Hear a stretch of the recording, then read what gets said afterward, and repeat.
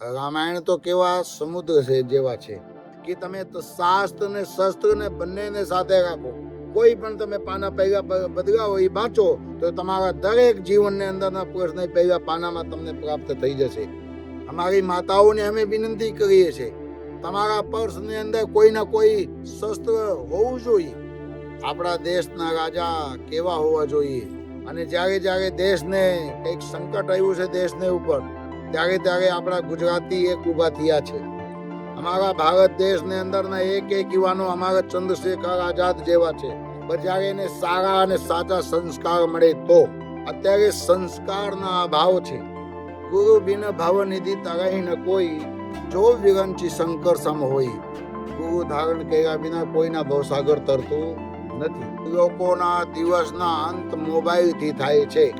બાળપણ સે હરિ ભજે, જગ સે રહે ઉદાસ, તીરથ તરસે દરસ કો, કબે આવે હરિદાસ. ભગવાન કહે છે, મારી ભક્તિ જે કરે દુખિયા એને હું કરું. શું કામે? કારણ કે મારે એને મજબૂત બનાવવું છે, મજબૂર નથી બનાવવું. માત પિતા ગુરુ સ્વામી શિરધારી કરું શુભાવ, રહ્યો લાભ તો ન જન્મ કર, ન તો જન્મ જગ જાય. કદાચ કોઈ કહેતા હોય કે મારે અંદર ભગવાન આવે છે અને હું ધૂણું છું અને ધૂણીને બધું હાજા કરી દઉં છું, તો એ તદ્દન ખોટી વાત છે. માનવને શરીરમાં ક્યારેય પણ ભગવાન આવતા નથી. કે તમે ધાર્મિક બનો, તમે શ્રદ્ધાવાન બનો, પણ અંધશ્રદ્ધા ના કરો. અંધશ્રદ્ધા આપણને આદિ વ્યાધિ ને ઉપાધિ બાજુ લઈ જાય છે. ब्रह्मांड की सारी शक्तियां पहले से ही हम में हैं, वो हम ही हैं जो आंखों में हाथ रख लेते हैं और फिर कहते हैं कितना अंधकार है.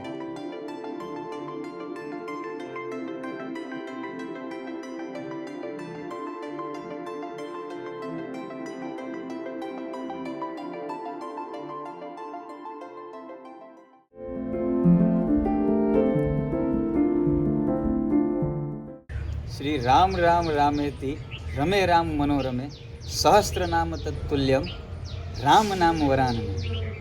નમસ્કાર બધાને, જય શ્રી રામ. સ્વાગત છે તમારું બધાનું આજના ખૂબ જ ખાસ અને મહત્ત્વપૂર્ણ પોડકાસ્ટમાં. આ પોડકાસ્ટ આજે ખાસ અને મહત્ત્વપૂર્ણ એટલા માટે છે કેમ કે આજે હું શ્રી રામ મંદિર ખાખીમઢી શ્રી સુખરામદાસ બાપુને ત્યાં છું. તમે બધાએ સુખરામદાસ બાપુને અવશ્ય જોયા હશે, અવશ્ય તમે જાણતા હશો, પરંતુ આજે આપણે એમના વિશે, ખાખીમઢી વિશે કંઈક એવું જાણીશું જેનાથી કદાચ તમે અજાણ હશો. હવે હું વાત કરું બાપુશ્રીની, તો લગભગ 5 થી 5.5 વર્ષ પહેલાં બાપુ સાથે મારી 5-10 મિનિટ જેવી મુલાકાત થઈ હતી, આજથી 5-5.5 વર્ષ પહેલાં. અને થોડા દિવસ પહેલાં મારે બાપુને મળવાનું થયું.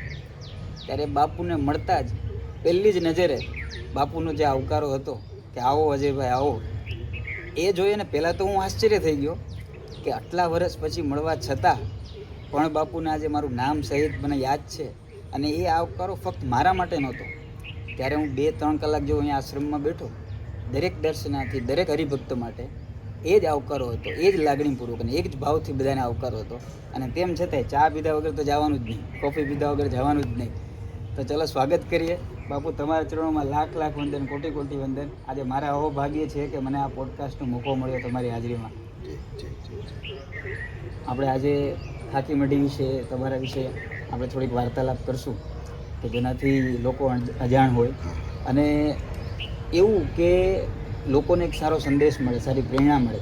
આપણે અમુક આવનારી પેઢી માટે, અમારી પેઢી માટે પણ અમુક એવા પ્રશ્નોત્તરી ઉકેલવા છે આપણે કે જેનાથી બધાને એક સારો સંદેશ મળે, સારું માર્ગદર્શન મળે. બાપુ, એક નાના છોકરાનો જે પહેલો પ્રશ્ન થાય તો એક નાના બાળકની જેમ કે ભાઈ ખાખીમઢીએ જવું છે, તો એક પ્રશ્ન એવો કે ખાખીમઢીનું નામ ખાખીમઢી શું કામ છે? આપે ખૂબ સારું પ્રશ્ન કર્યા છો. સૌથી પહેલાં તો હું આપને ખૂબ ખૂબ સાધુવાદ આપીશ કે આપે નાની ઉંમરની અંદર ખૂબ સારું કામ કરવા માટેના જે આપની અંદર ઉત્સાહ છે એ બદલ આપને ખૂબ ખૂબ સાધુવાદ. મેંદડામાં ખાખીમઢી છે. મેંદડાની અંદર જે અમારા ગુરુદેવ પરમ પૂજ્ય રામકિશોરદાસ બાપુ છે, એમને મેંદડાની અંદર ખાખી બાપુ તરીકે બધા ઓળખે છે. અને ખાખી એક સાધુનું સંપ્રદાય છે જે વૈષ્ણવ સંપ્રદાય છે, રામ ઉપાસક છે, એમાં સાધુઓ જે ખાખી હોય છે એ શરીરની અંદર ભભૂતિ લગાડતા હોય છે. ખાખ રમાડે એને ખાખી સાધુ કહેવાય. તો ખાખી બાપુ તરીકે અમારા ગુરુદેવોને અહીંયા ગામની અંદર દરેક વ્યક્તિ ઓળખે છે. તો ખાખી બાપુ તરીકે ક્યાં જાઓ છો, કોઈ પૂછે ક્યાં જાઓ તો કે હું ખાખી બાપુની જગ્યામાં જાઉં છું. તો ખાખી બાપુની જગ્યાથી અમે ખાખી મઢી કર્યા છીએ. કારણ કે ખાખી બાપુ તો એક પર્સનલી એક પૂરતું સીમિત થઈ ગયા હતા. પણ જ્યારે ખાખી મઢી અમે કર્યા ને ત્યારે ખાખી મઢી અનેક લોકોને ખાખી મઢીમાં આવવાનો માટેના પ્રશ્ન થાય છે. એટલે ખાખી બાપુથી લઈને અમે ખાખી મઢી બનાવી દીધા. અને અમારા ગુરુદેવને આશીર્વાદથી આ મેંદડાની અંદર જે ખાખી મઢી છે એની અંદર અદ્ભુત ઉર્જાઓ છે. અનેક પ્રકારના તપસ્વીઓ અહીંયા આવતા હોય, અનેક પ્રકારના એવા સાધકો આવતા હોય કે અહીંયા આવીને ફરૂટી વાગીને 1 કલાક અડધી કલાક બેસે ને તો એમને આત્માના કલ્યાણ તો થાય છે, પણ એને જે મન છે એને ચિત્ત છે અહીંયા આવીને શાંત થાય છે. એટલે કે ખાખી મઢી અદ્ભુત છે અને મેંદડામાં ખાખી મઢી આવેલી છે. એટલે એ વાતની અમને ખુશી છે કે અમે અમારા મેંદડાના જે યુવાનો છે એના માટે આ ખાખી મઢી ખૂબ સારી રીતની અને એકદમ ઉર્જાવાન ખાખી મઢી બનાવ્યા છીએ. અહીંયા આવી એટલે ઉર્જાનો અનુભવ થાય જ. જી જી બાપુ, આ જગ્યાનું ક્યારેથી ખાખી મઢી બની આનું આ જગ્યાના જે જ્યાં સુધી તક મને બતાડવામાં આવ્યા છે અને જ્યાં સુધી તક મને જાણવામાં આવ્યું છે, અને ખાખીની આ જે પરંપરાઓ છે આ ઓછામાં ઓછા 300-400 વર્ષ સુધી તકના ઇતિહાસની મને ખબર છે. કારણ કે મેંદડાની અંદર જ્યારે જય હિન્દ થયું હતું ત્યારે અહીંયા પ્રેમદાસ ને ગરીબદાસ કરીને સાધુ હતા. અને એમના પછી તો ઘણા બધા સાધુ સંતો આવ્યા, મોહનદાસ બાપુ આવ્યા, અને પછી એની અંદર ઘણું બધું પરિવર્તન આ જગ્યાની અંદર આવ્યા. મૂળ આ જગ્યાના ઇતિહાસ બહુ જૂનું છે. જે આ જગ્યા છે, આ જગ્યાના 2 મંદિરો છે. એક ગામની અંદર છે નદીને ઓલા કાંઠે અને એક આ કાંઠે છે. જે નદીને ઓલા કાંઠે છે એ મોટા મંદિર તરીકે પ્રખ્યાત છે. અને ત્યાં બહુ જે રણછોડ રાય રૂખમણીજીની મૂર્તિ છે, બહુ જૂની 250-300 વર્ષ જૂની મૂર્તિ ત્યાં હજી પણ એ મંદિરની અંદર છે. અને હનુમાનજી પણ બહુ જૂના છે ત્યાં. અને એક સમય એવા હતા કે આ મધુવંતી નદી 12 મહિના ચાલતી. અને નદીને આ કાંઠે જે કોઈ રહી જાય અને વરસાદ આવે ત્યારે એ ગામમાં પહોંચી શકતા નહીં હતા. ત્યારે અમારા જે મેંદડાના નગર અહીંયા વાણિયાઓ હતા, તો આ વાણિયા લોકો અહીંયા વ્યવસ્થા કર્યા હતા. ગામડાઓથી બસ આવે તો અહીંયા રાતવાસો કરવામાં આવતા અને અહીંયા રોટલા અને શાક બનાવીને એ લોકોને ખવડાવતા. અને રાત્રે રોકાણ કરવા માટે પણ આશ્રમને સામે વ્યવસ્થા થતી. અને એક સમય એવા હતા કે આ વિસ્તારની અંદર કોઈ આવવામાં પણ વિચારતા. કારણ કે આ જંગલ વિસ્તાર હતો, ગામને પાછળનો ભાગ છે. હા, કંઈ હતું જ નહીં. અને નદી 12 મહિના ચાલતી. એટલે આ જગ્યાની અંદર આવવામાં બધાને બહુ બીક લાગતી. એટલે આ જગ્યાની અંદર જંગલી પ્રાણીઓ પણ આવતા. તો આ જગ્યાની અંદર સિર્ફ નાનકડી ગુફા છે. આ ગુફા અને જે સાધુઓ હતા એ બધા સાધના કરવા પૂરતું જ અહીંયા રહ્યા હતા. બાકી ગૌશાળા, સંત નિવાસ અને ભગવાન એ ગામને આશ્રમમાં હતું. તો હજી યથાવત એમને ગામની અંદર છે. અને આ જે જગ્યા છે, આ જગ્યાની અંદર સરસ મજાના સાધકો અહીંયા આવીને ખૂબ સાધના કર્યા છે. એટલે અહીંયા આવીને કોઈ પણ વ્યક્તિ આવે એને આનંદ થાય છે. એટલે આ જગ્યાના 300-400 વર્ષ સુધી તકનો ઇતિહાસ છે. અને અહીંયા એકથી વધીને એક સાધુ સંતો બધા આવીને સાધના કર્યા છે. અને જે પણ સાધુ કોઈ અહીંયા આવ્યા છે એ અહીંયા આવીને ખૂબ આ જગ્યાના મહાત્મ બધાવ્યા છે. અને આ જગ્યાની અંદર તો અદ્ભુત ઉર્જાઓ પડેલી છે. જેમને જેટલી શક્તિ હોય એટલી શક્તિ પ્રમાણે અહીંથી ઉર્જા પ્રાપ્ત કરી શકે છે. એ સામેવાળા માનવને અંદર શક્તિ હોવી જોઈએ. જેવી રીતે કૂવાની અંદર પાણી તો ઘણું બધું હોય છે, પણ તમે કેવડી મોટી ડોળી લઈને એમાં ભરવા જાઓ છો એને ઉપર આધાર છે. તમે ટબુડી લઈને જાશો તો ટબુડી ભરાશે, આખી ડોળી લઈને જાશો તો આખી ડોળી ભરાશે. એ માણસને ઉપર આધીન છે. એટલે આ જગ્યાના ઇતિહાસ તો બહુ અદ્ભુત છે. બહુ સરસ વાત કરી બાપુ. આટલા વર્ષો જૂની જગ્યા, 300-400 વર્ષ જૂની જગ્યા, બાપુ તમારું જોડાણ આ જગ્યા સાથે કઈ રીતે થયું, ક્યારે થયું, એના વિશે થોડુંક વિસ્તાર, એમાં થોડુંક ધ્યાન આપણે દોર્યું.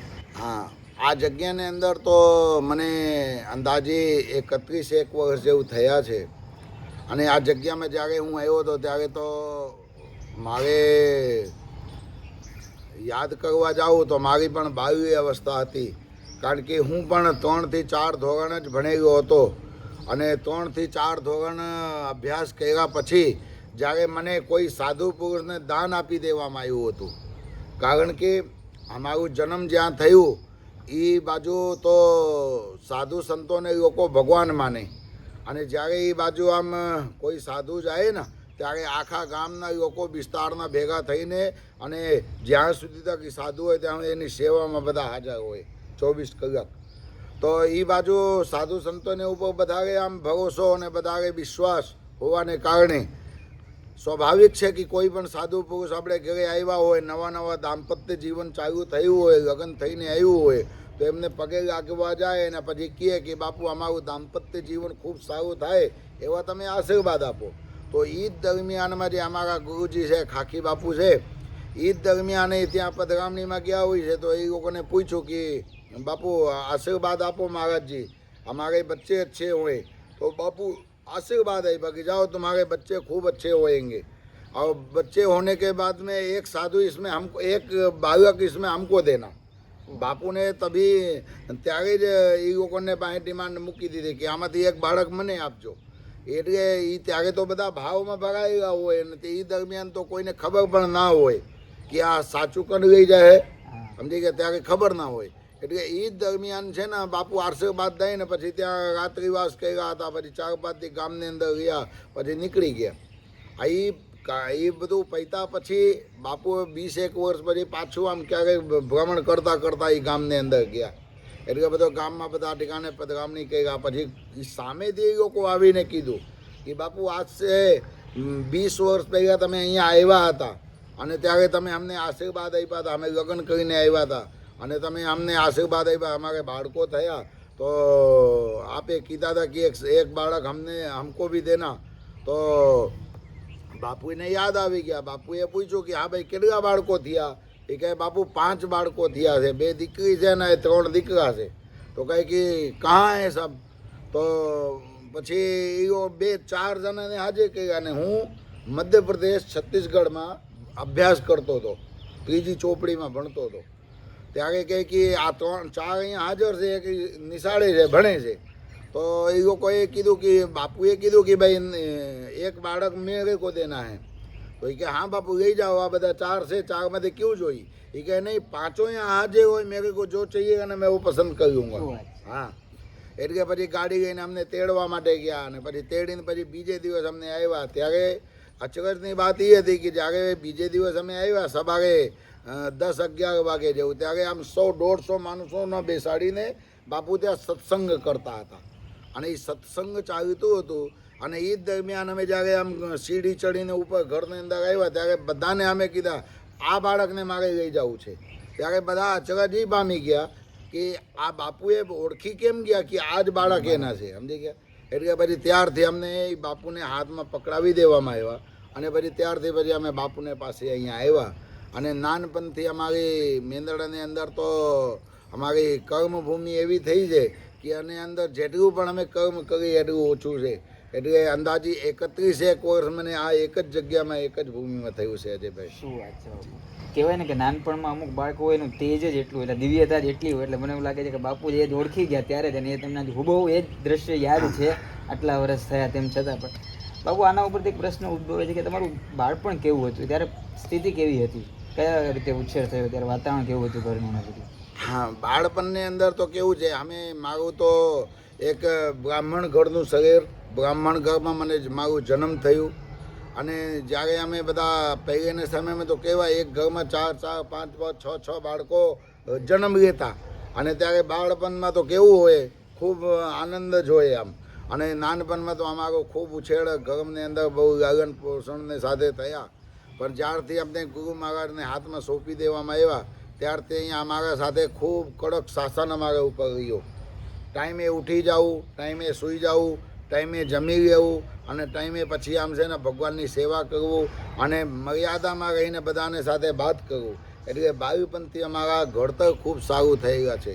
અને બાળ અવસ્થાથી અમે જ્યારે સાધુ પુરુષને સાથે જોડાયેલા હોઈએ ત્યારે સાધુને પાસે રહેવાથી તો અનેક પ્રકારના સંસ્કારનું સિંચન થાય. અને સાધુને પાસે રહેવાથી તો આપણું પૂર્વજન્મના પુણ્ય હોય તો અહીંયા આપણે આવી શકીએ અને ત્યારે અમારું ઉદય થઈ શકે. એટલે અમારું બાળ અવસ્થા ખૂબ જ સારું હતું. અને કંઈક ના કંઈક ભગવાનની અમારા ઉપર અસીમ કૃપા રહી હોય છે કે અમે અમારા માતા પણ એ જ છે, અમારા પિતા પણ એ જ છે અને અમારા ગુરુ પણ એ જ છે. એટલે અમારા ગુરુજીને સાનિધ્યમાં અમને બધી વસ્તુ પ્રાપ્ત થયું છે બાળપણમાં. અને મેંદડાની અંદરના તો દરેક અમારા જે વડીલ મુરબ્બીઓ છે અમારા સાથે રહીને અમારો ખૂબ સાથ ને સહકાર આપેલા છે. એટલે બાલ્ય અવસ્થા અમારું મેંદડાની અંદર જ વ્યતીત થયા છે અને ખૂબ સારી રીતના થયું છે. ઘડતર અમારું ખૂબ સારું થયું છે. તમે જે વાત કરી આપણે શ્લોક જ યાદ આવે, ગુરુ બ્રહ્મા ગુરુ વિષ્ણુ ગુરુ દેવ. હા, ગુરુ બ્રહ્મા ગુરુ વિષ્ણુ ગુરુર્દેવો મહેશ્વરા ગુરુર સાક્ષાત પરમ બ્રહ્મ તસ્મૈ શ્રી ગુરુ નમઃ. ગુરુ બ્રહ્મા ગુરુ વિષ્ણુ ગુરુર્દેવો મહેશ્વરા ગુરુ સાક્ષાત પરમ, ગુરુ સાક્ષાત પરમ બ્રહ્મના સ્વરૂપ છે. સમજી ગયા? એટલે ગુરુની મહિમા તો જેટલું પણ કહીએ એટલું ઓછું છે.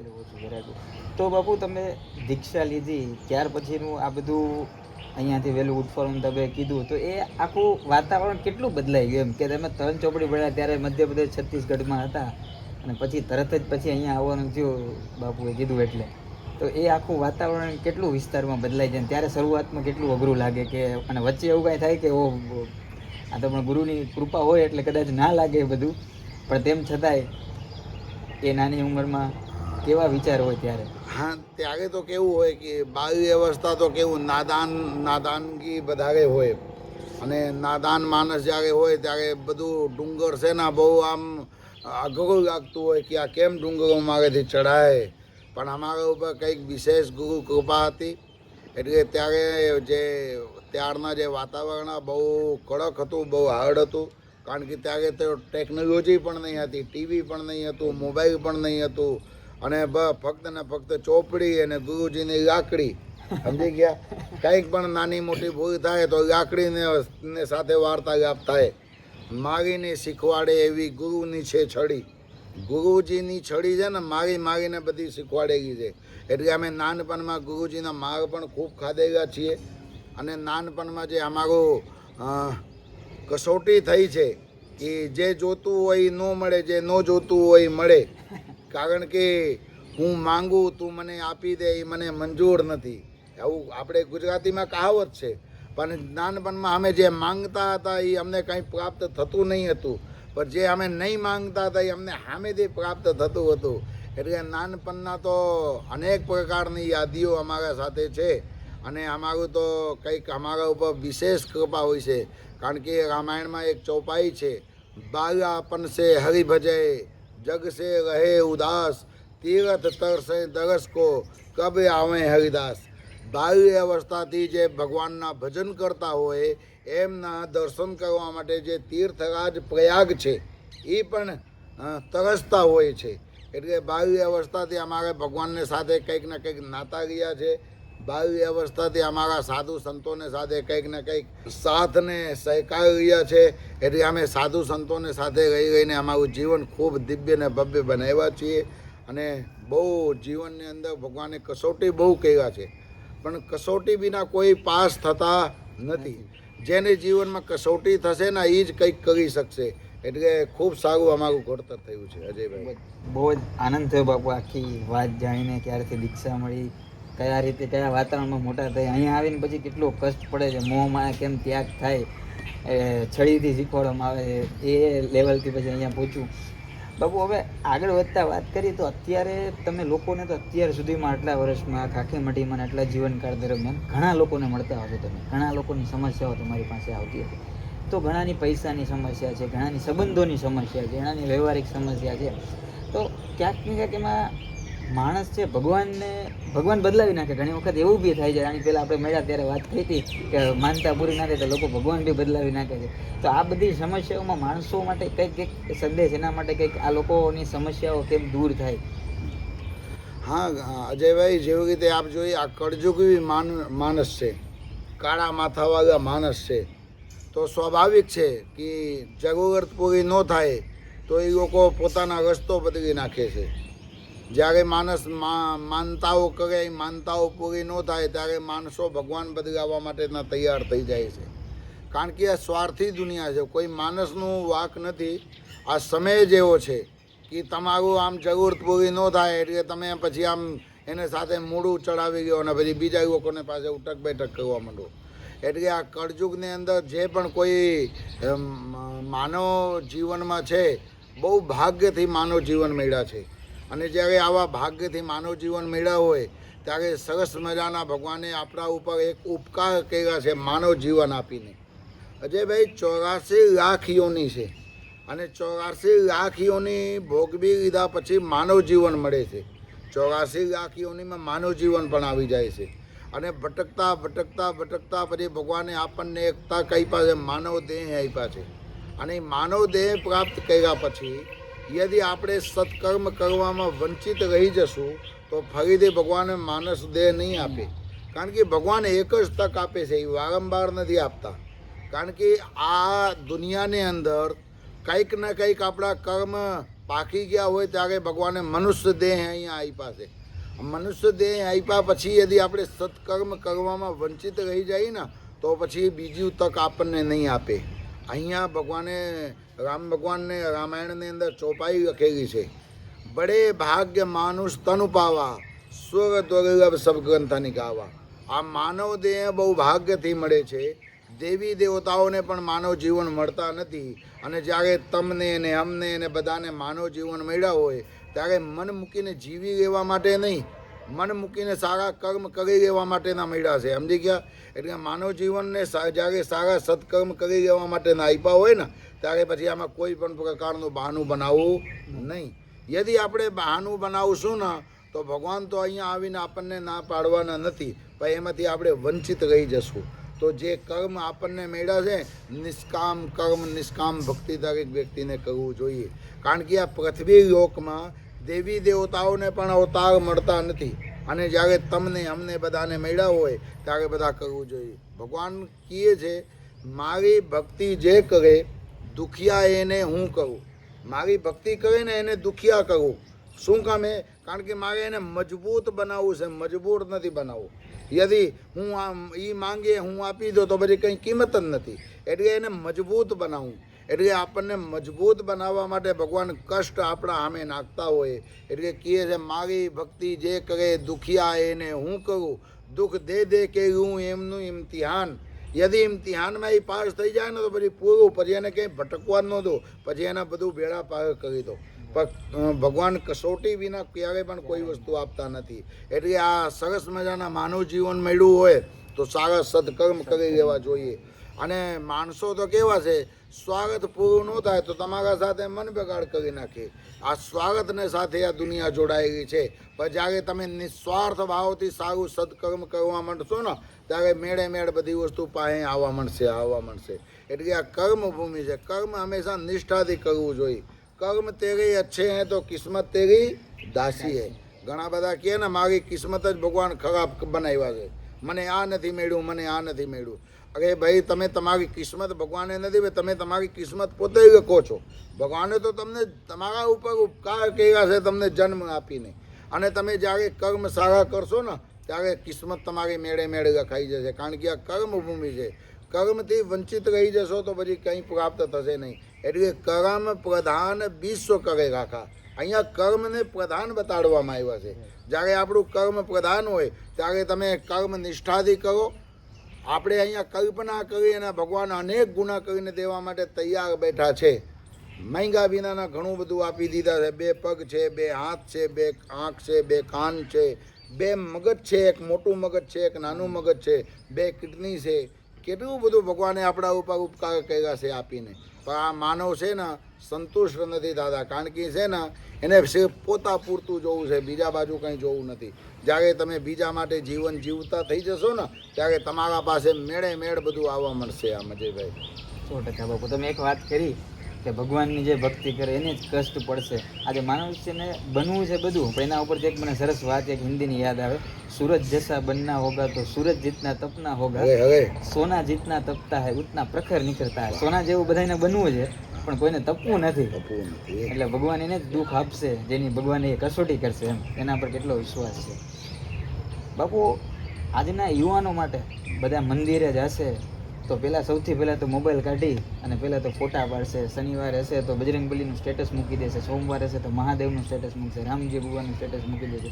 તો એ લોકો માટે કંઈક સંદેશ કે આ ભક્તિ કેવી છે, શું આ કરવાથી ભગવાન પ્રસન્ન થશે? મંદિરે જઈને ફોટા મૂકશે ઓનલાઈન અને ઘરે મમ્મી પપ્પાનું બા બાપનું અપમાન, બૈરાઓનું અપમાન, એને માન ના મળવું, ત્યાં ટાઈમ ના આપવો.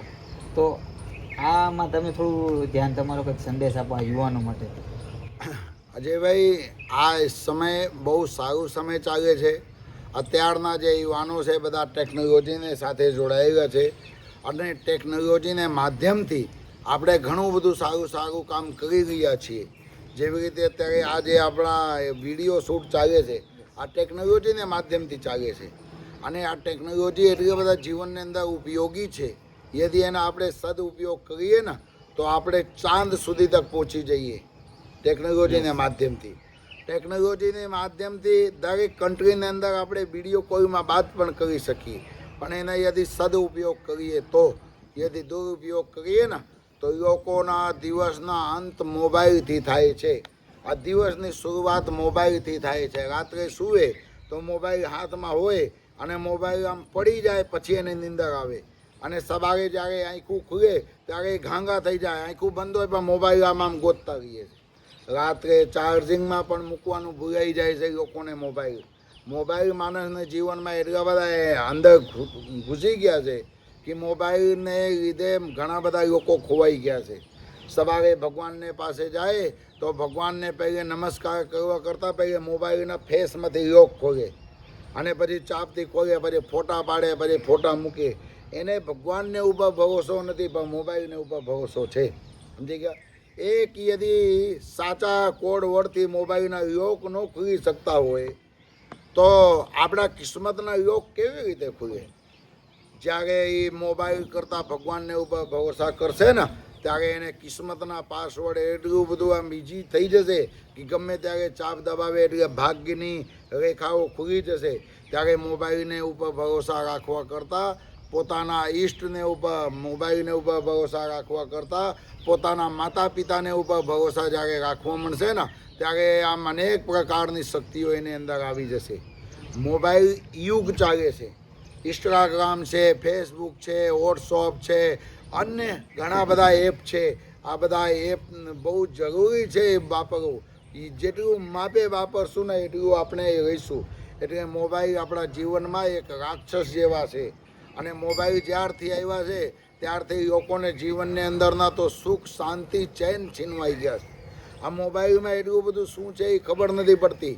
5 જણા આજુબાજુમાં બેઠા હોય તો બાજુવાળા કોણ શું કરે છે, બાજુમાંથી આવીને કોણ જતા રહ્યા એ કોઈને ખબર નથી પડતી. એટલે જ્યારે આપણે મંદિર જઈએ ત્યારે મોબાઈલ આપણે આપણા ઘરમાં મૂકીને જઈએ અને મોબાઈલને આપણે જેટલા દૂર રાખશું ને એટલે આપણે ફાયદામાં રહીશું. એટલે આપ જેવા યુવાનો જ્યારે મોબાઈલની વાત કરે ને ત્યારે મને ખુશી થાય છે કે આપ જેવા યુવાનો ખૂબ ધાર્મિક છે અને આપ જેવા યુવાનો ખૂબ સંસ્કારી છે. हमारा भारत देशના એક યુવાનો ખૂબ સંસ્કારી છે. हमारा भारत દેશની અંદરના એક યુવાનો અમારા ચંદ્રશેખર આઝાદ જેવા છે. અમારા ભારત દેશની અંદરના જે યુવા પેઢી છે એક સ્વામી વિવેકાનંદજી જેવા છે. પણ જ્યારે એને સારા અને સાચા સંસ્કાર મળે તો. અત્યારે સંસ્કારના અભાવ છે. માતા પિતાના આજ્ઞાના કોઈ પાલન કરતા નથી અને માતા પિતાના લોકો તિરસ્કાર કરે છે એટલે એ સંસ્કારથી વંચિત રહી જાય છે. પણ જ્યારે માતા પિતાના સારા સંસ્કાર મળે ને ત્યારે પછી માન અને સન્માન ખૂબ સમાજમાં મેળવે અને સાધુ સંતોના માન સન્માન કરે. અત્યારે ઘણા બધા લોકો કહે ભાઈ મને ખબર છે તું કેવો છો. હવે તને ખબર છે કેવો છે પણ એને પોતાને ખબર નથી કે હું કેવો છું. એટલે કહેવાના મતલબ યુવાનો ખૂબ સારા છે, યુવાનો ખૂબ ઉત્સાહી છે. ફક્ત ને ફક્ત થોડું સંસ્કારના અભાવને લીધે આવું બધું થાય છે. પણ જે માતા પિતા છે ને માતા પિતા સંસ્કારના સિંચન કરશે ને તો એ યુવાનો અમારા દેશ માટેના ખૂબ ભવિષ્ય છે આવનાર સમયની અંદરના. એટલે દરેક યુવાનોને અમે કહીએ છીએ કે તમે તમારા માતા પિતાના આજ્ઞાના પાલન કરો. માત પિતા ગુરુ સ્વામી શીખ, શિરધારી કરાવું શુભાવ, રહ્યો લાભ ત્રણ જન્મ કર, નતર જન્મ જગ જાય. એક મા, બીજા પિતા, ત્રીજા ગુરુ. માત પિતા ગુરુ સ્વામી શીખ, શિરધારી કરું છું. આ ત્રણેયના શિરો ધારણ કરીને આપણે કામ કરીએ ને એટલે એક ભાવ નહીં, બે ભાવ નહીં, ત્રણ ભાવની જવાબદારી બાબા ગોસ્વામી તુલસીદાસજીએ કે તમને એક ભાવમાં નહીં, બે ભાવમાં નહીં, ત્રણ ભાવમાં તમને કોઈ પણ પ્રકારના કષ્ટ ન થવા દઉં યદિ આ તમે ત્રણના માન સન્માન કરો તો. પણ અત્યારના સમયની અંદર અમારા જે યુવાનો છે એ માતા પિતાને જ વારંવાર નીચું બતાડતા હોય કે તમે મારા માટે શું કરી દીધા છો, તમે મારા માટે શું કર્યા છો. જ્યારે આપણું કંઈ અસ્તિત્વ નહીં હતું, મા પેટમાંથી ત્યારથી મા આપણને પ્રેમ કરતી થઈ છે. એટલે દુનિયાની અંદર સૌથી વધારે અમને કોઈ ઓળખતા હોય તો એ આપણી મા છે. અને મા પછી અમારા પિતાજી છે કે માતા પિતા અમને દુનિયાની અંદર સૌથી વધારે ઓળખીએ છીએ. પણ જ્યારે માણસ મોટા થઈ જાય ને ત્યારે એ જ મમ્મી પાપાને કહેતા હોય કે મમ્મી તું બેસી જા, તને કંઈ ખબર ન પડે. એને બાપને કહેતા હોય કે પપ્પા તમને કંઈ ખબર ન પડે, બેહો તમે હનુમના. અને ત્યારે એ મા બાપ પછી શાંત રહીને સહન કરતા હોય. કારણ કે અત્યારના યુવાનોને કંઈક વધારે કહેવાઈ જાય તો એ બધા મા બાપને ધમકી મારવા માંડે કે ભાઈ હું આત્મહત્યા કરી જઈશ, હું ટીકડો પી જઈશ, હું ઘરેથી ભાગી જઈશ. એટલે મા બાપની પછી લાચારી હોય કે દીકરા દીકરીઓને સામે ઝૂકીને રહીએ છે. એટલે આપને ચેનલને માધ્યમથી, આપને આ ઇન્ટરવ્યૂને માધ્યમથી અમે અમારા દેશના યુવાનોને કહીએ છીએ કે તમે ખૂબ ભાગ્યશાળી છો કે તમને આવા સારા માતા પિતા મળ્યા છે. એટલે માતા પિતાના આજ્ઞાના પાલન કરજો. અને માતા પિતાના માર કોઈ ભાગ્યશાળી માણસ હોય ને એ જ ખાઈ શકે. જે માણસ માતા અને પિતાના મા બાપના માર અને ગાળ નથી ખાતા ને એ દુનિયાની અંદરના સૌથી અભાગ્યા માણસ છે. જે માણસ મા બાપના માર ખાય છે એને ગામમાં બીજા કોઈના માર ખાવું પડતું નથી. પણ જે માણસ મા બાપના માર નથી ખાતા ને એને ગામમાં જઈને બીજાના પછી માર ખાવું પડે છે. એટલે જે માતા પિતા તમને મારતા હોય, તમને ઠપકો આપતા હોય, તમે પ્રેમથી સ્વીકારજો. કારણ કે દુનિયાની અંદરના સૌથી વધારામાં વધારે ભાગ્યશાળી માણસ એ હોય છે જે માર ખાતા હોય માતા પિતાના. અને પછી ત્રીજો ગુરુ. માતા પિતા આપણને જન્મ આપી દે પણ ગુરુ તો આપણને ગુણવાન બનાવી દે.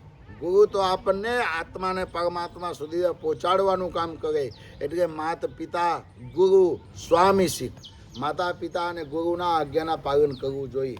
ખૂબ જ સરસ સંદેશ આપી દીધો સ્વામી તમે, બાપુ તમે. કેમ કે જે માતા પિતાને કહેતા હોય છે કે તમને શું ખબર પડે, તમે બેસી જાઓ, તો એને નાનપણથી લઈને એને બોલતા શીખો, એને ચાલતા શીખો, તો એની કેટલી પીડા થતી હશે. અને એ મા બાપ કંઈ બોલી ના શકે, લાચાર થઈને પછી એની વાત સમજવી પડે. તો અત્યારે ખૂબ જ જરૂરી સંદેશ છે, તમે ખૂબ જ સારી રીતે બધાને એક સંદેશ આપી દીધો. હવે બાપુશ્રી, આજના યુવાનોને સફળ થવું છે બધાને, પણ ધીરજતા ઓછી છે. તો એ સફળ નથી થતા એની પાછળનું કારણ એમની ધીરજતા છે, એમના ભાગ્ય છે, કે ભગવાનની ભક્તિનો અભાવ છે, કે શું હોવું જોઈએ, કે પછી એમની કર્મ છે? ખૂબ સારો પ્રશ્ન છે. અત્યારના જે યુવાનો છે એડવાન્સમાં હોશિયાર વધારે હોય છે. અને એને આપણે ગુજરાતીમાં કહીએ કહાવત છે કે ભાઈ આપણે દોઢ ડાયા થઈ ગયા છીએ. જે માનો એડવાન્સમાં હોશિયાર હોય, એડવાન્સમાં હોશિયારી વાપરતા હોય એ જ બધી સમય આવે ને ત્યારે પડી જાય છે. એટલે જેટલી શાંતિ હશે એટલી સફળતા હશે.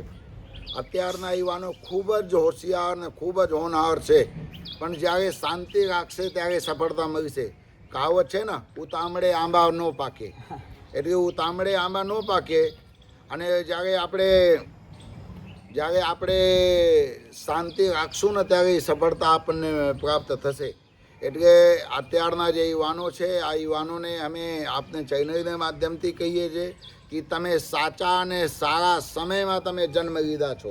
અને આ જ્યારે સાચા અને સારા સમય મળ્યું હોય ત્યારે આના ભરપૂર લાભ ઉઠાવવું જોઈએ. એટલે અત્યારે સફળ થવા માટે તમારે ક્યાંય આમ દોડધામ કરવાનું નથી. તમારે શાંતિથી વિચારવાનું, શાંતિથી ટેકનોલોજીનો ઉપયોગ કરવાનું અને શાંતિથી તમારે આમ સારું કામ કરવાનું. જેટલી શાંતિ હોય છે એટલી સફળતા પ્રાપ્ત થશે.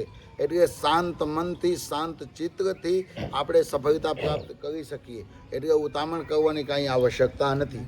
જેવી રીતે તમે છો, તમે પણ તમારા માતા પિતાના આજ્ઞાના પાલન લઈને આગળ વધી રહ્યા છો.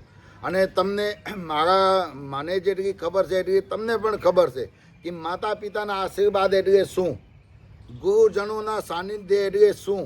એટલે દરેક વ્યક્તિઓને ખબર છે. અત્યારના યુવાનો તો ખૂબ ભાગ્યશાળી છે કે ટેકનોલોજીને માધ્યમથી ધાર્મિક થયા છે, ટેકનોલોજીને માધ્યમથી સંસ્કારી થયા છે. એટલે ગૂંચવણ ન આવી જાય એના માટે જુદું બધું રાખવું જોઈએ. અને આ જ્યારે સમય આવ્યા છે ને, આ સમય જીવી લેવા જેવા છે. પણ જીવતા આવડે તો, યદિ ગૂંચવાઈ જશું ને તો પછી જીવન ટૂંકાવી લેવા માટેની આપણે વાતો કરશું. યદિ ગૂંચવાઈ જશું ને તો આપણે આપણું જીવનને નષ્ટ કરી દેવા માટેના વિચાર આવશે. અને જ્યારે ભગવાને આપણા ઉપર ઉપકાર કર્યા છે, ભગવાને આપણા ઉપર એવડી મોટી કૃપા કર્યા છે, ત્યારે આપણે આમ જે શાંત મનથી શાંત ચિત્તથી અને બધાને સાથ સહકારથી અનેક પ્રકારની પ્રવૃત્તિઓ કરી શકશું. ખૂબ જ સરસ વાત કરી બાપુજી. અત્યારે જે ટેકનોલોજી માધ્યમમાંથી તમે વાત કરી કે ભક્તિભાવ બી વધે છે, ઘણા લોકો સારા સંસ્કાર બી શીખે છે, મા બાપના માધ્યમથી સારા સંસ્કાર બી શીખે છે, જેટલા શ્રદ્ધાળુઓ છે એની સાપેક્ષમાં ઘણા લોકો અંધશ્રદ્ધા તરફ પણ વળે છે. ઘણા લોકો આપણે ટેકનોલોજીમાં વિડીયોમાં બધા જોઈએ છે, અંધશ્રદ્ધામાં હોય છે કંઈક. તો એ શ્રદ્ધાળુઓ અને અંધશ્રદ્ધાળુઓ માટે કે ભાઈ એમાંથી જાગવું અને હવે આ નવા યુગ પ્રમાણે સીધી ચોખ્ખી ભગવાનની ભક્તિ આપણે કરવી જોઈએ. વાહ, સરસ અજયભાઈ, આપના પ્રશ્ન તો બહુ હાઈ લેવલના છે. કારણ કે આપે કોઈ સામાન્ય વ્યક્તિ નથી. આપ પણ કંઈક ના કંઈક એવું દેશ માટે કે એક એવા યુવાન છો કે કોઈ જરૂરી નથી કે સાદું પહેરવા માટે આ કપડાં જ પહેરવું પડે સાદું બનવા માટે. જે માણસ જ્યાં છે ત્યાં જ સાદું છે. અત્યારના સમય એવા છે કે બે પ્રકારના છે, એક શ્રદ્ધાવાન છે અને એક અંધશ્રદ્ધાવાળા છે. તો આપણે ભારત દેશની અંદર રોજ એક નવા પંથની સ્થાપન થાય છે, સમજી ગયા. અને એક એવા પંથની સ્થાપન થાય છે કે આપણે આપણા વેદ અને પુરાણમાંથી વંચિત રહી જઈએ છીએ.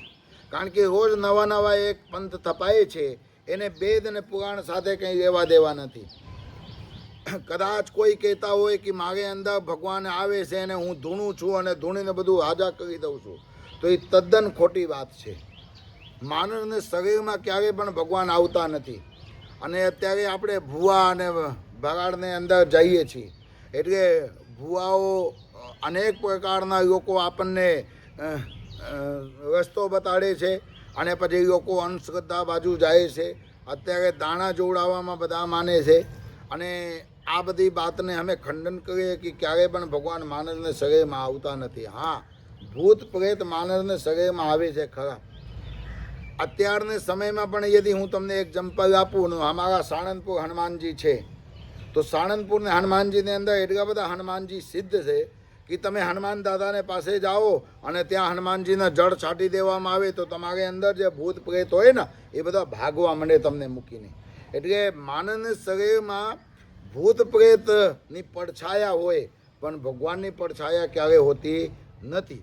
પણ જે કોઈ ધાર્મિક બાજુ જાય એમને અંદરથી ભૂત પ્રેત બધા ભાગી જાય અને ધાર્મિકતા આવી જાય. એટલે આપને ચૈનયને માધ્યમથી અમે કહીએ છીએ કે તમે ધાર્મિક બનો, તમે શ્રદ્ધાવાન બનો, પણ અંધશ્રદ્ધા ના કરો. અંધશ્રદ્ધા આપણને આદિ વ્યાધિને ઉપાધિ બાજુ લઈ જાય છે. અને જેટલું તમે શ્રદ્ધા અને ભાવ અને ભક્તિથી જોડાશો ને એટલે તમને એ પરમાત્મા બાજુ લઈ જાય છે.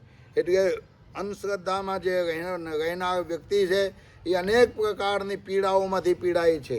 પણ જે શ્રદ્ધાવાન વ્યક્તિ છે એ હંમેશા પોઝિટિવ રહે છે અને શ્રદ્ધાવાન વ્યક્તિ હંમેશા પરમાત્માને નજદીક રહે છે. એટલે શ્રદ્ધા અને અંધશ્રદ્ધાના જમાના છે. એટલે અમે આપને ચેનલના માધ્યમથી કહીએ કે તમે ભગવાનને સાથે જોડાઓ. તમે તમારા દેશની અંદરના કોઈ વિદ્વાન મહાપુરુષ હોય, કોઈ બ્રાહ્મણ હોય, કોઈ શાસ્ત્રી હોય, તમે એને પાસે જાઓ, વેદ પુરાણની વાતો કરો. તમારા દેશની અંદર કોઈ ઋષિ પરંપરા નિભાવતા હોય, કોઈ સાધુ હોય, કોઈ ફક્કર સાધુ હોય, કોઈ સંસારી સાધુ હોય, તો તમે એમને પાસે જાઓ. એમને પાસે આપણા વેદ પુરાણની તમે વાર્તાલાપ કરો. પણ જ્યારે તમે અંધશ્રદ્ધાને બાજુ જાઓ ને ત્યારે તમને છે ને બીજી દિશામાં લઈ જવામાં આવે અને પછી તમારું શોષણ થાય.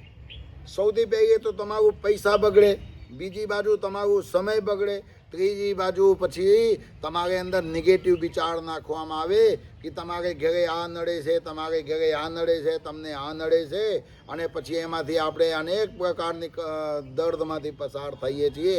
માણસને કાંઈ નડતું નથી, માણસના સ્વભાવ નડે છે. એટલે તમારા સ્વભાવને બદલવા માટે તમારે આધ્યાત્મિક બાજુ જવું પડશે, તમારે ધર્મને સાથે જોડાવવું પડશે. અને જ્યારે ધર્મને સાથે જોડાઈ જશો ને ત્યારે પછી તમને કોઈ પણ પ્રકારની આ પીડા તમારી અંદર રહેશે નહીં. ભગવાન અનેક પ્રકારની શક્તિઓ આપણે અંદર આપ્યા છે અને એ શક્તિઓ આપણે અંદર છે, પણ એ શક્તિઓ જાગૃત નથી. આ શક્તિઓને જાગૃત કરવું હોય તો તમારે કોઈ મહાપુરુષનું સાનિધ્ય પ્રાપ્ત કરવું પડે. સ્વામી વિવેકાનંદજીના એક સારા સૂત્ર છે, ब्रह्मांड की सारी शक्तियाँ पहले से ही हम में हैं, वो हम ही हैं जो आँखों में हाथ रख लेते हैं और फिर कहते हैं कितना अंधकार है. બ્રહ્માજીને પાસે જેટલી શક્તિઓ હતી ને બધી શક્તિઓ માનવને અંદર નાખી દીધા છે અને પછી ઉપરથી ઢાંકણું બંધ કરી દીધા છે. પછી ઢાંકણું ખુલશે ક્યારે? જ્યારે કોઈ મહાપુરુષના થાપા તમારા ઉપર પડી જશે, કોઈ જ્યારે સદગુરુની દ્રષ્ટિ તમારા ઉપર પડી જશે, કોઈ જ્યારે એવા સારા ધાર્મિક વ્યક્તિના સંગ થઈ જશે ત્યારે મેળે મેળ તમારી શક્તિઓ એક પછી એક જાગૃત થવા મળશે. યદિ તમે કોઈ આમ દુર્જનને સાથે, કોઈ તમે ભૂત પ્રેત કાઢવાવાળાને પાસે તમે જ્યારે જશો ત્યારે તમને નેગેટિવ વિચારને સાથે જોડી દેશે. એટલે પછી તમે પીડામાંથી અનેક પ્રકારના પીડામાંથી પીડાતા રહીશો. એટલે દરેક વ્યક્તિઓને આપણે ચેનલના માધ્યમથી અમે વિનંતી કરવા માંગીએ છીએ કે તમે ધાર્મિક બનો. આ ધાર્મિક નહીં, તમે જ્ઞાન વિજ્ઞાનને બંનેને માનો. કારણ કે જ્યાં જ્ઞાન છે ને ત્યાં જ વિજ્ઞાન છે, અને જ્યાં વિજ્ઞાન છે ને ત્યાં જ જ્ઞાન છે. આપણા ભારત દેશ તો કેટલું બધું મહાન છે કે આપણે ઋષિ પરંપરા આપણા દેશની અંદર છે. આપણે ધર્મગુરુ આપણા દેશની અંદર કેટલા છે. જ્યારે જરૂર પડે ત્યારે રાજસત્તાને પાસે ધર્મગુરુઓ જાય છે, અને જ્યારે જરૂર પડે ત્યારે ધર્મગુરુઓ રાજસત્તાને પાસે જાય છે. એટલે રાજસત્તા અને રાષ્ટ્રસત્તા બંને એક છે. અને જ્યારે રાજ્ય માટે, દેશ માટે કંઈક કરવું હોય ને ત્યારે રાષ્ટ્ર અને ધર્મને બંનેને એક થવું પડે, ત્યારે આપણા દેશની અંદર કંઈક કામ થાય. એટલે આપણા ધર્મ બહુ મોટું છે. આપણે 4 વેદ 18 પુરાણ 6 શાસ્ત્રના આપણે વારિસદાર છીએ, પણ 4 વેદ 6 શાસ્ત્ર 18 પુરાણના જ્યારે આપણે આવી રીતે સ્પર્શ કરશું ત્યારે મને ખુશી છે કે આપે ખૂબ સારા અમારા દેશની અંદરના યુવાન છો અને તમે અમારા વેદ પુરાણ અને શાસ્ત્રને સાથે જોડાયેલા છો. અને જ્યારે અમે તમને જોઈએ ને ત્યારે અમને અમારા સ્વામી વિવેકાનંદજી યાદ આવી જાય. તમે ખૂબ સરસ મજાના ભગવાને તમને સ્વરૂપ આપ્યા છે, અને પછી જ્યારે ગુરુના આજ્ઞાથી તમે તિલક કરો છો અને આ માતા પિતાને આશીર્વાદથી તમે ખૂબ સંસ્કારી છો, ત્યારે તમારા સંસ્કાર જોઈને અમને એમ જ થાય કે નક્કી તમારા માતા પિતાના કંઈક સંસ્કાર તમારી અંદર પડેલા છે. માતા પિતાના તમારા ઉપરથી દેખાઈ જાય છે કે તમારા માતા પિતા ખૂબ તેજસ્વી, ખૂબ રાજસ્વી હશે તો જ તમે આવી રીતના છો. અને તમારા જેવા યુવાનો જ્યારે અમને દેશમાં મળ્યા હોય ને ત્યારે અમારા જેવા સાધુ પુરુષ પણ ગર્વથી કહે કે મારા દેશના જે યુવાન છે એ જેવા તેવા નથી, ખૂબ મહાન, ખૂબ શક્તિશાળી છે. ખૂબ ખૂબ આભાર તમારો. આજે મારા કરતાં મારા પિતાશ્રી, મારા દાદાશ્રીની એની છાતી ગદગદ ફૂલી જશે એવા આશીર્વાદ સાંભળીને. લાગે છે આજે જ્ઞાનનો ભંડાર લઈને જવાનું જ છે મારે, અને એ મારા આવો ભાગ્ય છે કે આટલું સરસ જ્ઞાન આજે મને મળે છે. એમાં છતાં હજી 1-2 વસ્તુ હું જાણવાની કોશિશ કરીશ. આપણે ગ્રંથો, પુરાણો, વેદો વિશે કીધું તો રામાયણ, મહાભારત, ભગવદ્ ગીતા, એમાં રામાયણ અને ભગવદ્ ગીતામાંથી એમાંથી કંઈક શ્લોક, એમાંથી કંઈક આપણે સારો સંદેશ, એની કંઈક આપણે વાત કરવી હોય તો પહેલાં રામાયણ અને મહાભારતની તમારી કંઈક પ્રિય વાત કરવી હોય તો એ કંઈક સારો સંદેશ એમાંથી બધાને મળે, એ કંઈક તમે ધ્યાન દોરો જાય. રામાયણ તો કેવા સમુદ્ર છે જેવા છે, આપણા વેદ પુરાણ સમુદ્ર જેવા છે. જેવી રીતે સમુદ્રની અંદર આપણે કંઈક પણ મંથન કરવા જઈએ તો સમુદ્રમાંથી અનેક પ્રકારના રત્નો નીકળે. જ્યારે દેવી દેવતાઓ પણ સમુદ્ર મંથન કર્યા હતા અને ત્યારે એની અંદરથી વિષ નીકળ્યા હતા. તો બધા હીરા માણેક અનેક પ્રકારના બધી જવેરાત જે નીકળ્યા હતા બધા લેવા માટે તૈયાર થઈ ગયા હતા. અને મંથન કર્યા પછી જે એમાંથી ઝેર નીકળ્યા, ઝેર લેવા માટે કોઈ તૈયાર થયા નહીં. અને પછી ઝેર લેવા માટે જ્યારે કોઈ તૈયાર થયા નહીં ત્યારે પાછા એ ઝેરને નાખીએ તો પાછું આમ જે સમુદ્ર છે ને પાછું ભેળવાઈ જાય. ત્યારે આપણા જે દેવોના દેવ મહાદેવો છે એને વિચાર આવ્યા કે બહુ મહેનત કરીને આપણે મંથન કર્યા દેવ ને દાનવ મળીને, અને પાછું એ ઝેર એમાં પડી જશે ને તો પાછું ભેળવાઈ જશે. તો એના કરતાં કહે કે આ જે વિષ છે કોઈ એવા તૈયાર નથી તો હું આ વિષને ગ્રહણ કરું. યદિ હું પી જાઉં તો મારે પણ જય સિયારામ થઈ જાઉં. યદિ ન પીવું ક્યાંક બહાર મૂકી દો બીજા કોઈ થઈ જાય તો એના કરતાં કંઈ આ વિષ હું પી જાઉં અને પછી કંઠની અંદર બધો રાખી દો. અંદર પણ ન જાય બહાર પણ ન જાય, અંદર રાખી દો. એટલે એને નીલકંઠ કહેવામાં આવ્યા. દેવોના દેવ મહાદેવ જેવા યદિ વિષ પી જતા હોય અને ત્યારે પછી આ સમાજને કંઈક પ્રાપ્ત થતું હોય તો એ આપણા વેદ અને પુરાણ છે ને એ સમુદ્ર જેવા છે. સમુદ્રની અંદર અનેક પ્રકારના રત્નો નીકળે છે અને જ્યારે આ આપણા વેદ પુરાણની અંદર એવા રત્ન નીકળતા હોય ત્યારે દરેક વ્યક્તિને ગ્રહણ કરવા માટે અમે વિનંતી કરીએ છીએ અને દરેક યુવાનોને અમે કહીએ છીએ કે તમે અમારા શાસ્ત્રને સાથે જોડાઓ. આપણા યુવાનો શસ્ત્ર અને શાસ્ત્રમાંથી બંનેમાંથી વંચિત રહી ગયા છે. તમે વેદ પુરાણ ખોલીને જોઈ લો, આપણા દેશની અંદરના જેટલા પણ દેવી દેવતાઓ છે બધા શસ્ત્રને સાથે જોડાયેલા છે. દુર્ગા માતા છે તો એને પાસે તલવાર છે, અમારી કાળી માતા છે તો એને પાસે એના શસ્ત્ર છે, અમારા મહાદેવ છે તો એમને પાસે પણ શસ્ત્ર છે, અમારા વિષ્ણુ ભગવાન છે તો એને પાસે પણ શસ્ત્ર છે, અને અમારા નારદ દેવ છે તો એમને પાસે પણ શસ્ત્ર છે. દરેક દેવી દેવતાઓ પોતાના શસ્ત્ર રાખ્યા છે. તો અમારા દેશના અમે દરેક વ્યક્તિઓને કહીએ છીએ કે તમે શાસ્ત્ર ને શસ્ત્રને બંનેને સાથે રાખો. જ્યારે જરૂર પડે તમે પાના પલટાવો અને જે પહેલાં પાના આવી જાય તમે વાંચો. તમારા પ્રશ્નના જવાબ પહેલાં પાનામાં જ મળેલા હોય છે. કોઈ પણ તમે પાના પહેલાં બદલાવો એ વાંચો તો તમારા દરેક જીવનની અંદરના પ્રશ્ન પહેલાં પાનામાં તમને પ્રાપ્ત થઈ જશે. તો આપણા દેશના જે પણ આપને ચેનલના માધ્યમથી આ વિડીયો જુએ છે એ બધાને અમે કહીએ છીએ કે તમે શાસ્ત્ર અને શસ્ત્રને બંને સાથે રાખો. તમે રામાયણના વાંચન કરો, તમે અમારા ભાગવતના વાંચન કરો, તમે અમારા જે ઉપનિષદો છે એ ઉપનિષદને સાથે આમ તમે જોડાઓ. અને જ્યારે તમે ધર્મને અને શસ્ત્રને સાથે જોડાઈ જશો ને ત્યારે તમારી અંદર અનેક પ્રકારની શક્તિઓ આવશે. અત્યારે આપણને મોબાઈલ હાથમાં પકડવું ગમે છે. મોબાઈલ હાથમાં ન હોય તો આપણે ગાંગા થઈ જઈએ છીએ. પણ યદિ હું તમને કહું કે આ તમે આવી રીતે શાસ્ત્રને પણ સાથે રાખીને ચાલો ને ત્યારે પછી તમને દુનિયાની અંદર કોઈ પણ વ્યક્તિ તમને પરાજય ના કરી શકે. એટલા બધા આપણા શસ્ત્ર અને શાસ્ત્રની અંદર તાકાત છે. દરેક યુવાનોને અમે વિનંતી કરીએ છીએ કે તમે કોઈ પણ પ્રકારની ધાર્મિક ચોપડી તમે તમારા સાથે રાખો અને જ્યારે જ્યારે તમને સમય મળે ત્યારે 1 પાના 2 પાના 5 પાના તમે વાંચો. એ તમારા જીવનની અંદરમાં કોઈ પ્રશ્ન આવશે જ નહીં. અમારી માતાઓને અમે વિનંતી કરીએ છીએ તમારા પર્સની અંદર કોઈના કોઈ શસ્ત્ર હોવું જોઈએ. અને જ્યારે શસ્ત્ર આપણા સાથે હોય ને ત્યારે કોઈ પણ રાક્ષસ કોઈ પણ વિધર્મી આપણને હેરાન ને પરેશાન ના કરી શકે. પણ આપણે છે ને નિરાધાર થઈ ગયા છીએ. મોબાઈલ રાખીએ છીએ પણ મોબાઈલને પાછળ એટલા બધા ગાંડા થઈ જાય કે આપણે આપણી દરેક જીવન જરૂરિયાતની વસ્તુ પાછળ ભૂલી જતા હોઈએ. એટલે દરેક વ્યક્તિઓને વિનંતી છે કે શાસ્ત્રને સાથે જોડાઓ, શસ્ત્રને સાથે જોડાઓ અને તમે તમારા દેશ માટે યદિ કંઈ કરવા માંગતા હો ને તો પરમાત્માને ઉપર અતૂટ દ્રઢ વિશ્વાસ રાખો. પરમાત્મા એટલે કોણ? કદાચ હું કોઈ યુવાનોને કહું કે તમે ભગવાન જોયા છો તો દરેક વ્યક્તિના જવાબ એ જ હોય છે કે નહીં, હું ભગવાનને ક્યારેય જોયા નથી.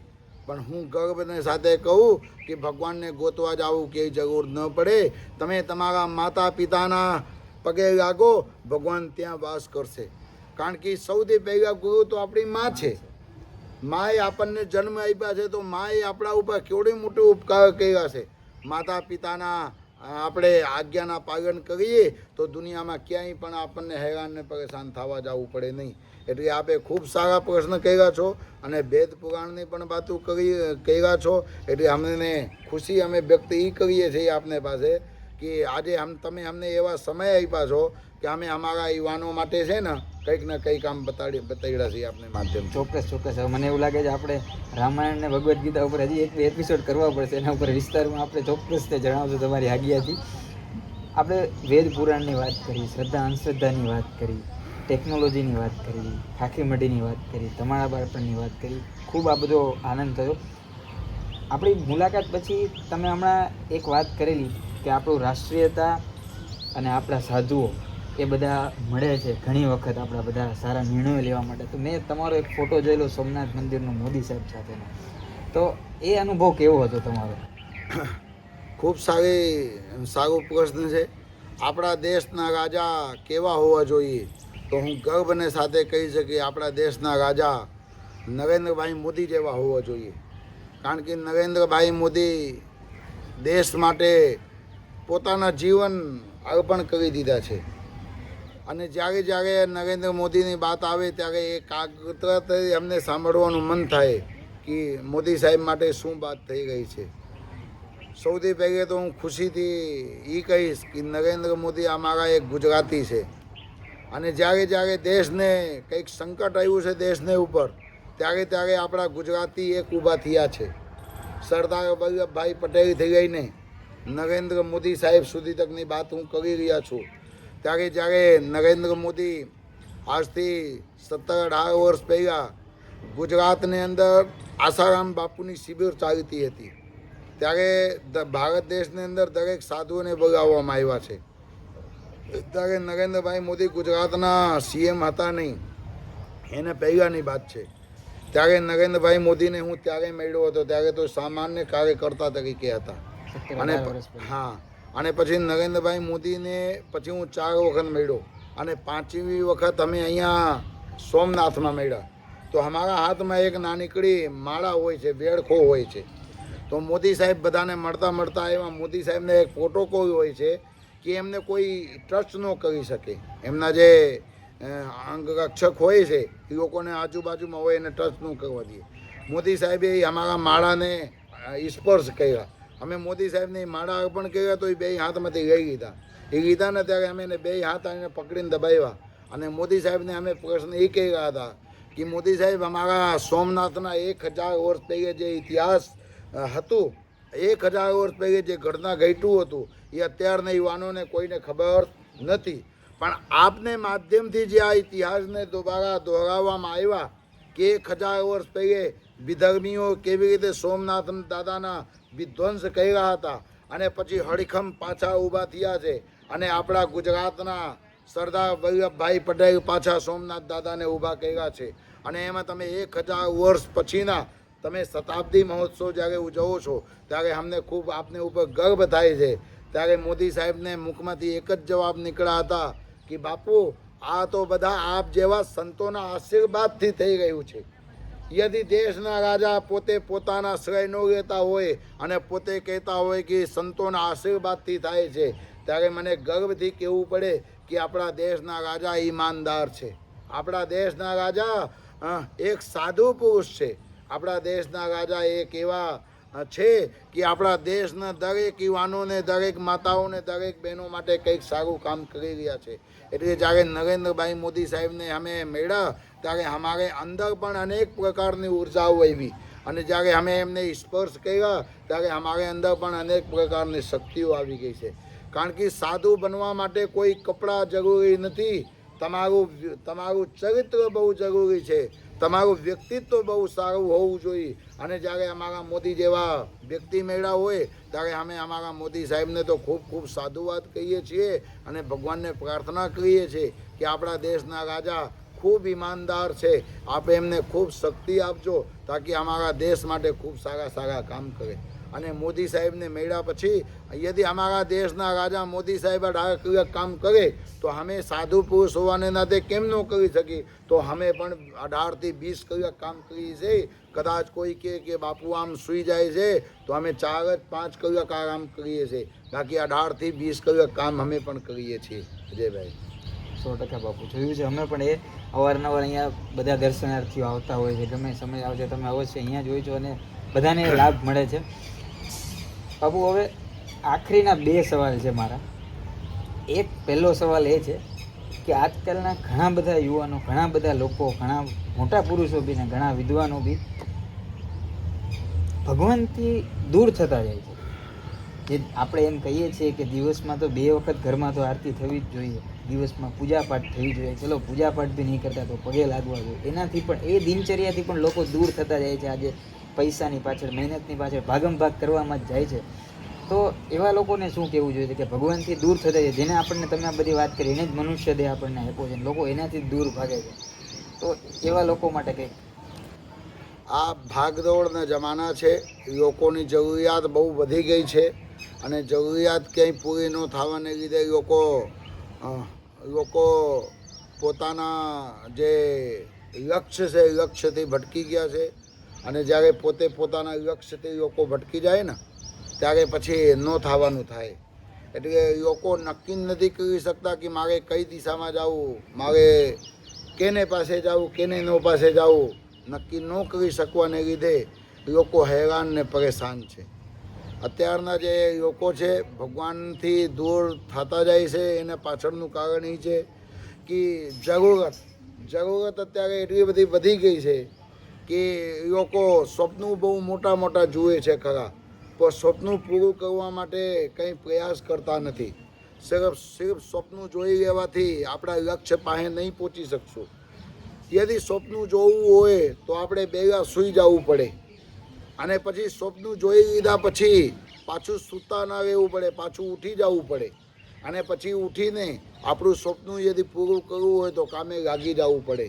તો લોકોને અત્યારે સ્વપ્નું જોતા આવડે છે પણ સ્વપ્નું પૂરું કરતા આવડતું નથી.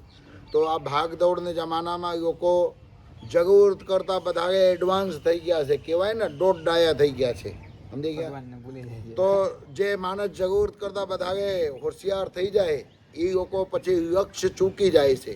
એટલે પછી ભગવાનને સાઈડમાં મૂકી દે અને પછી શોર્ટકટ રસ્તા ચાલે તાકી અમે બે હેરે પહોંચી જાય.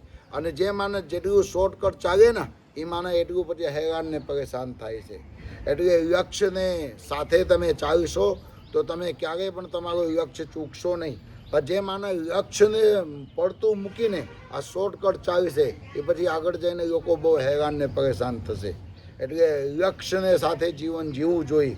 દરેક માણસને જીવનમાં એક લક્ષ્ય હોય છે અને એ લક્ષ્ય જ્યારે આપણું પકડાઈ જાય ને ત્યારે આપણને પછી જીવનમાં કંઈ આપણે અડચણ આવે નહીં. અત્યારે આપણે બધા લક્ષ્ય ચૂક્યા છીએ એટલે હેરાન ને પરેશાન છીએ.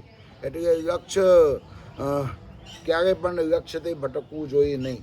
એટલે દરેક વ્યક્તિઓને અમે વિનંતી કરીએ છીએ કે તમે ખૂબ સારા સમયમાં જન્મ લીધા છો અને ખૂબ તાકતવર, ખૂબ શક્તિવાળા છો, પણ તમે તમારા લક્ષ્યને સાથે ચાલો.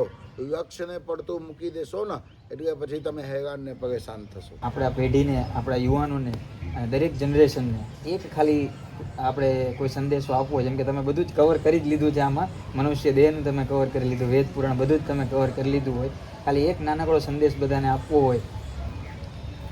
હા, હું દરેક વ્યક્તિઓને એક જ સંદેશમાં એ કહું છું કે તમે અનેક પ્રકારની શક્તિઓથી ભરાયેલા છો, પછી શક્તિઓની ખબર નથી તમને. એટલે દરેક વ્યક્તિઓને અમે કહીએ કે પોતાના ગુરુને ઉપર ભરોસા રાખો. ગુરુ બિન ભાવનિધિ તરાહી ન કોઈ, જો વિરંચી શંકર સમ હોય. ગુરુ ધારણ કર્યા વિના કોઈના ભવસાગર તરતું નથી. એટલે દરેક વ્યક્તિને અમે કહીએ છીએ કે તમે પોતાના ગુરુને ઉપર અતૂટ શ્રદ્ધા અને અતૂટ વિશ્વાસ રાખો. દરેક યુવાનોને અમે કહીએ તમે નિર્વ્યસની બનો. દરેક યુવાનોને અમે કહીએ છીએ કે તમે આમ છે ને ખૂબ શક્તિશાળી તો છો જ, પણ એ શક્તિઓની તમે સાચી દિશામાં તમે એના ઉપયોગ કરો. જે ભગવાને તમને આપ્યા છે એના તમે ગર્વ કરો કે ભગવાને અમે અનેક પ્રકારની વસ્તુઓ આપ્યા છે. જે લાયક અમે હતા નહીં એ વસ્તુ ભગવાને આપણને આપી દીધા છે. અને જ્યારે એ વસ્તુ ભગવાને આપણને આપ્યા હોય ને ત્યારે અમે ગર્વથી અમને કહેવું જોઈએ કે ભગવાને મહેંગા વિનાના અમને ઘણું બધું આપી દીધા છે. અને જ્યારે મહેંગા વિનાના ઘણી બધી વસ્તુ પ્રાપ્ત થાય ને ત્યારે એના બિચારીને એના ઉપયોગ કરો. અત્યારે લોકો બિચાર્યા વિનાના ઘણું બધું કામ કરી નાખે. કહાવત છે કે ભાઈ ઉતામળે માણસ ભૂલ કરે અને પછી નિરાતે બેસીને પછતાય. એટલે ઉતામળો માણસ છે ને ભૂલ ઘણી બધી કરી જાય, પછી નિરાતે બેઠા બેઠા પછતાતા હોય. એટલે બિના બિચારે જો કરે સો પાછે પછતાય, કામ બિગાડો વાપનું જગ મેં હોત હસાય. મિત્રો, સોચા સમજા વિનાના કંઈ કામ કરાય નહીં, વિચાર્યા વિનાનું કંઈ કામ કરાય નહીં. કોઈ પણ કાર્ય કરો 10 વખત પહેલાં એના ઉપર રિસર્ચ કરો અને પછી એના પરિણામ શું આવશે પછી તમે એના ઉપર કામ કરો તો તમને તમારા કાર્યને ઉપર સફળતા મળશે. આ દુનિયાની અંદર એકય એવા કામ નથી જે આપણાથી ન થાય. ઘણા બધા લોકો કહે ને મારાથી ન થાય. અરે ભાઈ, તમારાથી થાય એવું તો કોઈથી ન થાય, પણ જ્યારે તમે તમારા ઉપર આવી જાઓ ત્યારે. એટલે તમે તમારા ઉપર વિશ્વાસ રાખો, તમે તમારા ઉપર ભરોસા રાખજો. અને તમને આ જે ભગવાને જન્મ આપ્યા છે ને, માનવ દેહ આપ્યા છે, ભગવાને આપણી બધાની વ્યવસ્થા કરીને જ અહીંયા મોકલ્યા છીએ. એક્ઝામ્પલ તમને આપી, બાળક જ્યારે નાનો હોય, માને પેટની અંદર હોય ત્યારે માને સ્તનની અંદર ભગવાને અગાઉથી દૂધ આપી દીધા હોય. ત્યારે બાળક જન્મે ત્યારે અહીંયા એમને પોષણ કરવા માટેના માતાના દૂધ પ્રાપ્ત થઈ જાય. તો ભગવાને આપણી વ્યવસ્થા બધી કરીને અહીંયા મોકલ્યા છે. ક્યારે દેવું ક્યારે પાછું લેવું એ ભગવાને એને વ્યવસ્થા કરીને રાખ્યા છે. પણ જરૂરત કરતાં વધારે એડવાન્સમાં આપણે હોશિયાર બની જઈએ ને તો જે વસ્તુ હજી બની ન હોય એને પહેલે જ આપણે લેવા જઈએ તો પાછી આપણને ધક્કો થાય. અને પાછું જ્યારે બની જાય ત્યારે આપણે બીજે બાજુ ભટકવા જતા હોય ત્યારે એ વસ્તુ કંઈ પ્રાપ્ત થાય નહીં. એટલે બધા માટે ભગવાને વિચારીને અહીંયા રાખ્યા છે અને બધાની વ્યવસ્થા ભગવાને બનાવીને અહીંયા મોકલ્યા છે. પણ સાચા અને સારા સમયમાં યદી આપણે જશું ને તો આ બધી વસ્તુ પ્રાપ્ત થશે. એટલે આજના દિવસ મારા માટે તો ખૂબ અદ્ભુત છે. આજના દિવસ મારા માટે તો અનેક પ્રકારની ઉર્જાઓને સાથે પ્રારંભ થયા છે. અને જ્યારે મેંદડાની અંદર આ મધવંતી નદીને કિનારે અમારું આ જે ખાખીમડી આશ્રમ છે, આ આશ્રમની અંદર અનેક પ્રકારના અહીંયા શ્રદ્ધાળુઓ આવતા હોય, અનેક પ્રકારના અહીંયા દેવી દેવતાઓની સાધના અને ઉપાસના કરવાવાળા વ્યક્તિઓ આવતા હોય ત્યારે અમને આ જગ્યાની અંદર અનેક પ્રકારની શક્તિઓ પ્રાપ્ત થઈ છે. કોઈ એવી બીમારી નથી જેની દવા ન હોય, પણ ફક્ત ને ફક્ત સાચા ડૉક્ટર મળવું જોઈએ. જ્યારે સાચા ડૉક્ટર મળી જાય ને ત્યારે દરેક દર્દની દવા છે. એટલે દુનિયાની અંદર અનેક પ્રકારની શક્તિઓ અનેક પ્રકારની વ્યક્તિઓ છે. જ્યારે એ શક્તિ અને વ્યક્તિ મળી જાય ને ત્યારે દરેક બીમારી નાશ પામે. બાપુ, લગભગ મારા તો કંઈક સારા કર્મ છે ને મારા ગુરુના, તમારા પિતાશ્રીના, દાદાશ્રીના, મા બાપના ને બધાના આશીર્વાદથી આજે મને આ લાભ મળ્યો. આ જ્ઞાનનો પટારો આજે ભરી લીધો છે. એટલે ખૂબ ખૂબ ધન્યવાદ તમારો, ખૂબ ખૂબ આભાર. તમારા ચરણોમાં કોટી કોટી વંદન. આપણે અવશ્ય ફરી મળીશું. રામાયણ, મહાભારત, ભગવદ્ ગીતા એના ઉપર અવશ્ય આપણે ચર્ચા કરીશું. મને ખૂબ રસ છે એ વાતમાં પણ. અને ફરી એકવાર તમારો ખૂબ ખૂબ આભાર. તમારા ચરણોમાં કોટી કોટી વંદન.